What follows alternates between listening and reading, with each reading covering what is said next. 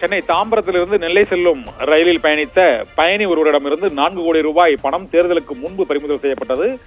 இந்த பணமானது நெல்லை தொகுதியின் பாரதிய ஜனதா கட்சியின் வேட்பாளர் நயினார் நாகேந்திரனுக்கு சொந்தமான சென்னையில் உள்ள ஹோட்டலின் மேலாளர் தான் இந்த பணத்தை எடுத்து வந்தது வாக்குமூலத்தின் மூலமாக தெரிய வந்தது. இதையடுத்து நயினார் நாகேந்திரனுக்கும் அவரது உறவினர்கள் 3 பேருக்கும் சமன் அனுப்பப்பட்டது. இருவர் கைது செய்யப்பட்டனர். இந்த சூழ்நிலையில் இந்த வழக்கு விசாரணை இன்று சிபிசிஐடிக்கு மாற்றப்பட்டதாக அறிவிக்கப்பட்டிருக்கிறது. ஏப்ரல் வரும் 2ஆம் தேதி நயினார் நாகேந்திரன் தாம்பரம் காவல் நிலையத்தில் விசாரணைக்கு ஆஜராவார் என்று அவரே பேட்டியளித்த சூழ்நிலையில் தற்போது இந்த வழக்கு விசாரணை சிபிசிஐடி விசாரணைக்கு மாற்றப்பட்டிருக்கிறது. இதனால் தாம்பரம் காவல் நிலையத்தில் உள்ள ஆவணங்கள் போலீசாரிடமிருந்து சிபிசிஐடி போலீசாரிடம் ஒப்படைக்கப்படும் என தெரிகிறது.